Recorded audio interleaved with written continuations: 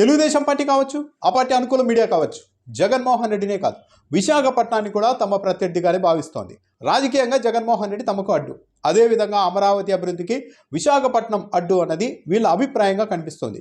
విశాఖపట్నంలో తహసీల్దార్ రమణయ్య హత్య జరిగింది. ఈ హత్య వెనుక ఎలాంటి రాజకీయ కారణాలు లేవు అన్నది ఇవే పత్రికలు కూడా చెప్తూ ఉన్నాయి. కేవలం ఒక రియల్టర్తో ఉన్న లావాదేవీల కారణంగానే రమణయ్య హత్య జరిగింది అన్నది కూడా ఇదే పత్రికలు రాస్తున్నాయి. అయితే దీన్నే అదునుగా తీసుకొని విశాఖపట్నం ప్రజల్ని భయపెట్టేలా విశాఖపట్నానికి పరిపాలనా రాజధాని రావడం వస్తుంది అనడం ప్రచారంతో ఇదంతా జరుగుతున్నాయి. కాబట్టి మీకు అలాంటిది వద్దు, మీరు ప్రశాంతంగా ఉండాలి అంటే పరిపాలనా రాజధాని వద్దు, అమరావతికే ఉండాలి అన్న ఒక అభిప్రాయాన్ని కలిగించేలాగా పత్రికల్లో కథనాలు ఉన్నాయి. ఈనాడు పత్రిక ఈరోజు ఒక పేజీ నిండే ఇదే అంశాన్ని రాశాయి. తహసీల్దార్ హత్య చాలా ప్రముఖంగా ప్రచురించాలి, శాంతి భద్రతల్ని కాపాడాల్సిందిగా ప్రభుత్వం పైన మీడియా ఒత్తిడి కూడా తేవాలి. కానీ ఆ ముసుగులో విశాఖపట్నంలో ఇలా నేరాలు జరగడానికి కారణం పరిపాలనా రాజధాని, అక్కడ భూముల విలువ పెరగడమే కారణమని మీడియా రాయడం ఎంతవరకు సమంజసం? ఈనాడు పత్రిక రాసింది. వామ్మో విశాఖ అంటూ హెడ్లైన్ పెట్టి రాయడంతో పాటు దాంతోపాటు కొన్ని అదనంగా కథనాలు ప్రచురిస్తూ వచ్చింది. కబ్జాలు, బెదిరింపులు, దాడులు, విశాఖలో రెవెన్యూ అధికారులపై ఒత్తిళ్ల పంజా, వైకాపా నేతల హెచ్చరికలు, తహసీల్దార్ హత్యతో భయాందోళన. ఈ తహసీల్దార్ హత్యలో ఏ రాజకీయ పార్టీ ప్రమేయం లేదు అన్నది తర్వాత ఇదే మీడియాలో రాశారు. ఎలా రాశారో కూడా చూద్దాం. కానీ ఈ ముసుగులో వీళ్ళు ఏం రాశారు లోపల అని చూస్తే, ప్రశాంతమైన విశాఖలో భూముల విలువ పెరగడంతో వివాదాలు అదే స్థాయిలో పెరిగాయి. కొందరు ముఠాలుగా ఏర్పడి నగర శివారుల్లో కోట్ల విలువైన భూముల్ని కబ్జా చేస్తూ ఉన్నారు. అంటే ప్రశాంతమైన విశాఖలో భూముల ధరలు పెరగడం వల్లే ఈ ఇబ్బందులు వస్తున్నాయని రాశారు. మరి అమరావతిలో భూముల ధరలు పెరిగితే అక్కడ నేరాలు పెరగవా? ఒక విశాఖలో మాత్రమే భూముల ధరలు పెరిగితే నేరాలు జరుగుతాయా? అంటే విశాఖలో భూముల ధరలు పెరగకూడదు అన్నది వీళ్ళ కాన్సెప్టా? మరో కథనం, వామ్మో విశాఖ అరాచక శక్తుల అడ్డా అంటూ ఈనాడులోనే రాస్తూ, రెచ్చిపోతున్న భూమాఫియా, రౌడీ షీటర్లు, ప్రజాప్రతినిధులకు అధికారులకే రక్షణ కరువు అని రాస్తూ, లోపల విశాఖ పరిపాలనా రాజధాని అని చెప్పినప్పటి నుంచి భూ కబ్జాలు, సెటిల్మెంటు ఎక్కువయ్యాయి. అంటే ఈడ నేరాలు జరగడానికి అంత కారణం మళ్ళీ పరిపాలనా రాజధానిగా ప్రకటించడమే అన్నది ఈనాడు చెప్తూ ఉన్నమాట. 2019 డిసెంబర్లో పరిపాలనా రాజధాని విశాఖ అంటూ వైకాపా ప్రభుత్వం వదలగొట్టింది. రాజధాని ప్రభావం స్థిరాస్తి వ్యాపారంపై పడడంతో నేర సంస్కృతి మరింత పెరిగింది. అంటే ఈరోజే 3-4 చోట్ల ఇదే అంశాన్ని పదే పదే ఈనాడు ప్రస్తావిస్తూ రాసింది. విశాఖపట్నానికి పరిపాలనా రాజధాని ప్రకటించడం కారణంగానే ఇదంతా జరిగింది అని. అంటే విశాఖలో భూములు పెరగకూడదు, అక్కడ పరిపాలనా రాజధాని రాకూడదు, వస్తే మీ నేరాలన్నీ జరిగిపోతాయి, మీ భూములు కబ్జా అయిపోతాయని అక్కడ ప్రజల్ని భయపెట్టడం. హైదరాబాద్లో రియల్ ఎస్టేట్ వ్యాపారం లేదా? హైదరాబాద్లో హత్యలు జరగడం లేదా? గొడవలు జరగడం లేదా? బెంగళూరులో జరగడం లేదా? అమరావతిలో జరగవా?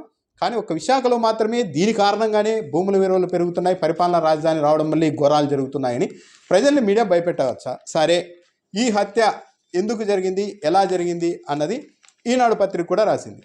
సరే, ఆ కథనం ఆధారంగానే తీసుకుంటే దీంట్లో ఎక్కడైనా కానీ రాజకీయ పార్టీల ప్రమేయం కానీ ప్రభుత్వ విఫలం కానీ ఉందా అన్నది కూడా ఒకసారి చూద్దాం. ఈనాడు పత్రికలోనే రాశారు. తహసీల్దార్ కార్యాలయానికి ఇటీవల నిందితుడు పలుమార్లు వెళ్ళినట్టు అక్కడ ఫుటేజ్లో గుర్తించారు. సిసి ఫుటేజ్లో. అంటే చనిపోయిన తహసీల్దార్కు హత్య చేశారని భావిస్తున్న వ్యక్తికి మధ్య ముందు నుంచి సంబంధాలు ఉన్నాయి. హత్య చేసిన వ్యక్తి తహసీల్దార్ వద్దకు తరచూ వచ్చేవాడని కార్యాలయ సిబ్బంది పేర్కొన్నారు. వాట్సాప్ కాల్లోనూ చాలాసార్లు మాట్లాడుకున్నట్లు పోలీసుల విచారణలో వెలుగులోనికి వచ్చింది. అంటే వీళ్ళిద్దరి మధ్య వాట్సాప్లో కూడా మాట్లాడుకుంటూ ఉన్నారు. నిందితుడికి రమణయ్యకు స్థిరాస్తి లావాదేవీలు ఉన్నట్టు పోలీసులు ప్రాథమికంగా నిర్ధారణకు వచ్చారు. అంటే ఒక ఎంఆర్ఓ, చనిపోయిన ఎంఆర్ఓ రమణయ్యకు హత్య చేశారని భావిస్తున్న రియల్టర్కు మధ్య లావాదేవీలు, స్థిరాస్తి లావాదేవీలు కూడా ఉన్నాయండి. మరి అంటే రెవెన్యూ వాళ్ళు, రియల్టర్లు కలిసిపోయారా? ఇంకో లైన్ రాశారు. మృతి చెందిన తహసీల్దార్ నిందితుడికి మధ్య జరిగిన కొన్ని లావాదేవీల ఆధారాలు దొరికాయని పోలీసులు చెప్పారు. అంటే వీళ్ళిద్దరి మధ్య లావాదేవీలు ఉన్నాయని. అసలు ఎందుకు ఇంతవరకు హత్య వరకు వెళ్ళింది అని అంటే ఈనాడులోనే రాశారు. సంస్థ యజమానులు దాదాపు 3 కోట్లు అప్పు చేసి ఋషికొండ బీచ్ సమీపంలో సర్వే నెంబర్ 22లో 2 ఎకరాల్లో ఒక భారీ నిర్మాణాన్ని చేపడుతున్నారు. అక్కడ తమ సొంత స్థలంతో పాటు కొంత పోరంబోకు భూమిని కూడా ఆక్రమించినట్లు తెలిసింది. అంటే సొంత భూమితో పాటు పక్కనే ఉన్న పోరంబోకు భూమిని కూడా ఆక్రమించేశారు వీళ్ళు. ఆ ఆక్రమిత భూమిని కన్వర్షన్ చేయించుకోవడానికి తహసీల్దార్తో కొద్దిగా లావాదేవీలు కూడా జరిగాయంటున్నారు. అంటే ఆ భూమిని, పోరంబోకు భూమిని వీళ్ళు తీసుకునేందుకు తహసీల్దార్తో లావాదేవీలు కూడా జరిపారంట వీళ్ళు. అయితే ఆ పని చేసేలోపే రమణయ్య బదిలీ కావడంతో ఆయన తాను ఏమీ చేయలేనని చేతులెత్తేశారని సమాచారం. తహసీల్దార్ రమణయ్యను విజయనగరం జిల్లాకు బదిలీ చేశారు. దాంతో ఏ భూమిని అయితే పోరంబోకు భూమిని వాళ్ళకి అప్పగించేందుకు చేసిన ప్రయత్నాలు, ఆర్థిక లావాదేవీలు అంటే డబ్బులు తీసుకున్నారేమో దీని ప్రకారమే, కానీ ఆ పని చేయలేకపోవడంతో చేతులు ఎత్తేసారు, బదిలీ అయ్యారు. కాబట్టి దాంతో వివాదం పెద్దదయ్యి చివరకు హత్య వరకు వెళ్ళింది అని ఈనాడు పత్రిక చెప్తోంది. అంటే దీంట్లో కంప్లీట్గా ఈ భూప్రపంచంలో ఎక్కడైనా సరే నేరస్తులు ఉంటారు, జరుగుతూ ఉంటాయి, జరగకుండా అడ్డుకోవాలి, కఠినంగా వ్యవహరించాలి నిందితుల పట్ల, ఇట్లా హత్యలు చేసేవారి పట్ల. కానీ దీన్ని పూర్తిగా నిరోధించడం అన్నది అయితే ఎక్కడా సాధ్యం కాదు. దానికి తోడు పరిపాలన రాజధాని రావడం వల్లే ఇవన్నీ జరుగుతున్నాయి. భూముల ధరలు విశాఖలో పెరగడం వల్లే అక్కడ హత్యలు జరుగుతున్నాయి. కాబట్టి మీకు పరిపాలన రాజధాని రాకపోతే బాగుంటుంది, మీకు భూముల ధరలు పెరగకపోతే మీరు ప్రశాంతంగా ఉంటారు.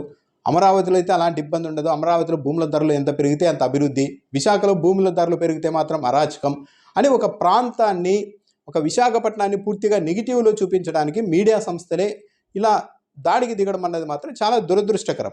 ఎక్కడైనా కానీ ఉందా, ఇంకా నారా లోకేష్ ఒక మరో అడుగు ముందుకు వేసి వైసీపీ నాయకులే ఈ హత్య వెనుక వాళ్ళ ప్రమేయం ఉంది అంటూ గంట మాట్లాడుతున్నారు, నారా లోకేష్ మాట్లాడుతున్నారు.